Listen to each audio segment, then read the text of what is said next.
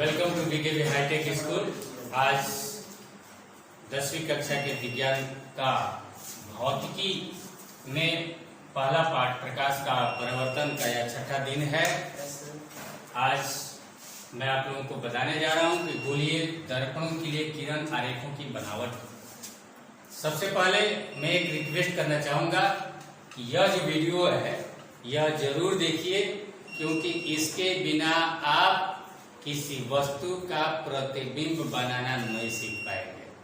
अगर आप चाहते हैं कि किसी वस्तु का प्रतिबिंब उत्तल दर्पण या अवतल दर्पण पर बना सके और उसके न्यूमेरिकल्स को भी बना सके, तो सब चीज का आधार है कि अगर किसी दर्पण पर अगर कोई किरण आपतित होती है तो सबसे पहले यह जानना जरूरी है कि वह आपतित होने के बाद परावर्तित किस तरह से होती है। एक और बात, जैसे कि मैंने बताया कि किसी गोलीय दर्पण पर किसी वस्तु का प्रतिबिंब बनाना होगा तो इन चार चीजों को देखना होगा, अर्थात इन्हीं चार के द्वारा इन्हीं चार का यूज करते हुए हमें वस्तु का प्रतिबिंब बनाना है। यानी इन्हीं चार तरीकों से हमें किरण को आपतित करना है दर्पण पर। सब में देखिएगा आपतित किरण, आपतित किरण, आपतित किरण। यानी जब किसी दर्पण पर किसी वस्तु से किरण आपतित होगी तो अच्छा यही रहेगा कि आप किरण को या तो मुख्य अक्ष के समानांतर ले जाइए, नहीं तो फोकस की दिशा में ले जाइए, नहीं तो वक्रता केंद्र की दिशा में ले जाइए, नहीं तो ध्रुव की दिशा में ले। ये चार तरीके से हम किसी गोलीय दर्पण पर किरण को डालेंगे। और जब इन चार तरीकों से डालेंगे तो ये भी तो सीखना चाहिए आप लोगों को कि ये चार तरीकों से आप किरण को आपतित होने के बाद ये परावर्तित कैसे होंगी, तभी ना इमेज बनेगा। तो समझ गए होंगे कि इमेज यानी प्रतिबिंब बनने के लिए इन चार चीजों को जानना बेहद जरूरी है। तो चलिए हम प्रारंभ करते हैं। नंबर 1, मुख्य अक्ष के समानांतर आपतित किरण। चलिए मैं कहता हूं कौन सा दर्पण लूं, तो आपने कहा कि सर पहले अवतल दर्पण ले लीजिए। मैंने ले लिया अवतल दर्पण। अवतल दर्पण एक ऐसा दर्पण जिसका परावर्तक सतह धंसा हुआ, हमने ले लिया। यह देखिए, यह हमने मुख्य अक्ष भी ले लिया, मुख्य अक्ष ले लिया, यह P हो गया। और मान लीजिए इसका यह क्या है, C है। तो मुख्य अक्ष के समानांतर आपतित किरण, यदि इसके समानांतर एक किरण लेना है। और एक तो पहले आप पहले की वीडियो देखें तो याद होगा आपको कि जब कोई किरण मुख्य अक्ष के समानांतर अगर आती है तो अब फोकस से होकर गुजरती है। अगर ये याद है तो फिर मुझे बताने की जरूरत ही क्या, मैं तो पहले बता चुका हूँ कि ये पहले बता चुका हूँ, सिर्फ मुझे रिफ्रेश करना है। और ऐसे भी नहीं तो अगर प्रकाश के परावर्तन का नियम अगर आपको याद है तो फिर दिक्कत नहीं है। क्यों? प्रकाश का परावर्तन के नियमानुसार या आपतित किरण है या आपतन का बिंदु या आपतित किरण है या आपतन का कोण है, और उतना डिग्री कोण बनाकर इसको क्या कर देना, परावर्तित कर देना है। या परावर्तित किरण हो गई और यहाँ पर लिख देना है F क्यों लिखेंगे? क्योंकि यही फोकस होगा। क्यों फोकस होगा? क्योंकि इस दर्पण पर प्रधान अक्ष के समानांतर किरण आपतित हुई है। और हम कोण भी अगर मापे तो एग्जैक्ट यही पर आएगा, यह इसका फोकस होगा। यह हमने दिखा दिया मुख्य अक्ष के समानांतर आपतित किरण डालकर कि वह कैसे परावर्तित हुई। लेकिन अभी जो हमने डाला है वह सिर्फ और सिर्फ अवतल दर्पण पर डाला है, अभी उत्तल दर्पण पर नहीं डाला है। तो चलिए हम स्टार्ट करते हैं। उत्तल दर्पण भी हम बना लेते हैं। देखिए हमने उत्तल बना लिया, परावर्तक सतह हमारा इधर से है, उठा हुआ है, और इस पर हमने डाल लिया प्रधान अक्ष, यह हो गया P, क्लियर। और इसका C होगा इधर। ये मत सोचिए कि इधर से किरण जाएगी तो इधर ही C होगा, नहीं। यह किसी गोलीय दर्पण का गोलीय कांच का हिस्सा होगा, है ना। तो उसका जो केंद्र होता है वही इस दर्पण का भी केंद्र होगा, वो वक्रता केंद्र हो गया। अब यही मुख्य अक्ष हुआ, इसके समानांतर हमने क्या डाल दिया, आपतित किरण डाल दिया, क्योंकि पहला यही था मुख्य अक्ष के समानांतर आपतित किरण। देखिए फिर हमने वही काम किया है, मुख्य अक्ष के समानांतर हमने आपतित किरण डाला। अब आप जान जानते हैं कि यह एक आपतन का बिंदु हुआ, इस पर एक अभिलंब खींचते हैं। हमने क्या कर दिया, अभिलंब आंख मूंद कर हमने सी से मिला दिया, क्योंकि हम जानते हैं त्रिज्या हमेशा परिधि पर लंब होती है। लेकिन अब यह तो काल्पनिक होगा, अंदर की बात है। सीधी सी अगर हम बात करें तो ये अभिलंब होगा, क्योंकि हमें इधर से मतलब है, इधर तो किरण न आएगी न जाएगी, इसलिए हमने किरण इधर डाला। और इधर ये होगा आपतन का कोण आई, और इतना ही डिग्री का कोण होगा इधर आर। यह कोण जो कहलाएगा परावर्तन का कोण, और यह किरण क्या हो गई। और इसको जब हम आंख से झांके तो लगेगा कि यह दर्पण के भीतर से यह किरण कहाँ से आई है, इधर से आई है। इस तरह से यह इसका फोकस।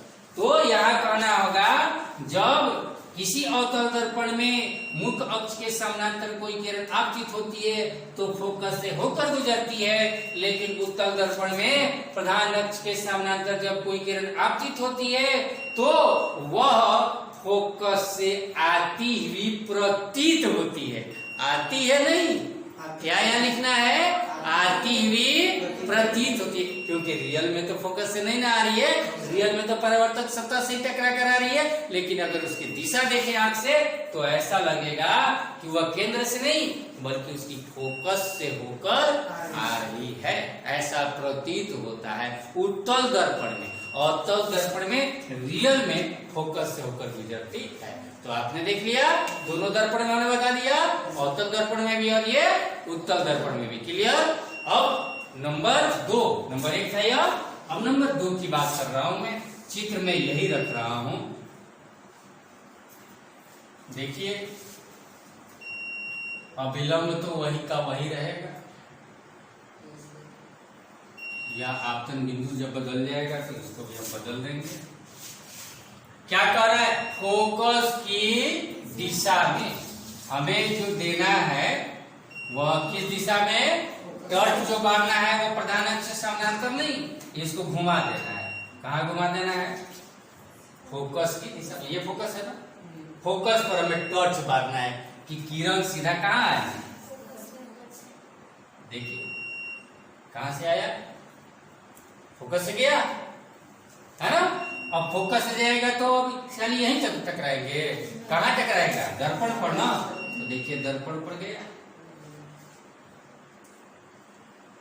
दर्पण पर आपतित किरण, यह आपतन का बिंदु हो गया। आपतन के बिंदु से ये हमने क्या खींच दिया, अभिलंब खींच दिया, यह आपतन का कोण हो गया। उतना ही डिग्री कोण बनाकर क्या कर देंगे। तो यहाँ पर हमने क्या देखा, जब कोई किरण जब प्रधान अक्ष के समानांतर आ रही थी तो फोकस होकर जा रही थी, लेकिन जब फोकस पर ही डाल दिया तो समानांतर होकर चली गई, और रियल में समानांतर होकर जा रही है। वहीं पर अब देखिए, अगर इस पर टर्च को प्रधान अक्ष के समानांतर नहीं बल्कि फोकस की तरफ हमने डाला, फोकस की तरफ डाला, ये लग रहा है कि हमने कहाँ डाला है, फोकस पर डाला है। तो इसका यह क्या होगा, अभिलंब होगा या आपतन का कोण, और यह होगा परावर्तन का कोण। आपने क्या देखा कि उत्तल दर्पण में भी जब कोई किरण फोकस पर आपतित होती है तो वह प्रधान अक्ष के समानांतर परावर्तित होती है। याद हो गया, क्लियर, याद हुआ।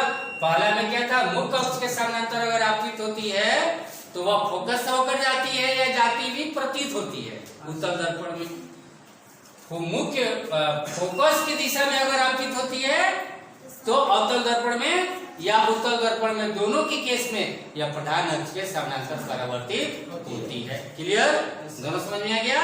अब नंबर 3 की बात करूं मैं। नंबर 3 में देखिए लिखा होगा, वक्रता केंद्र पर ही डालकर देखना है इस बार।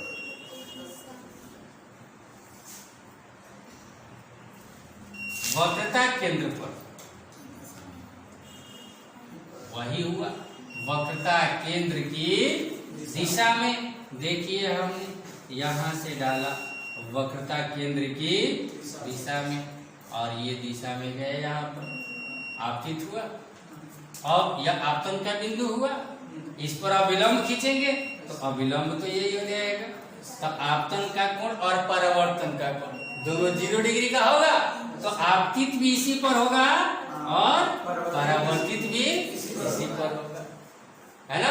अगर वक्रता केंद्र से अगर आपतित होती है तो परावर्तित भी उसी दिशा में हो जाती है। उसी प्रकार अगर यहाँ भी देखें, अगर हम ले जाएं, है ना, तो ऐसे आपतित हुई और परावर्तित भी उसी पर हो जाएगी। कोई दिक्कत? तीनों समझ में आ गया? क्लियर? अच्छे तरह से। वाह, आपसे विद्वान तो विद्यार्थी नहीं जो इतना जल्दी भी समझ में आ जाए। बहुतों को यह चीज बहुत भारी लगता है, लेकिन मैं बहुत आसानी से आप लोगों को समझा रहा हूँ। ध्रुव की ध्रुवीय, यह देखिए हमने डाल दिया ध्रुव, तो अब क्या कहेंगे? अब इसका आपतन का बिंदु यही हुआ, या अविलंब भी यही होगा, प्रधान अक्ष अविलंब हो जाएगा। जितने मुख्य अक्ष के साथ जितने डिग्री का कोण बनाकर वह किरण आपतित होती है, उतना ही डिग्री का कोण प्रधान अक्ष के साथ बनाकर वह परावर्तित। और यहाँ भी वही केस होगा। अगर हम ध्रुव पर डालें तो प्रधान अक्ष के साथ जितने डिग्री का कोण बनाएगी या आपतन का कोण होगा, उतना ही डिग्री का कोण बनाकर यह क्या हो जाएगी? परावर्तित हो जाएगी। कोई दिक्कत? समझ में आ गया? तो ये 4 बेहद जरूरी है।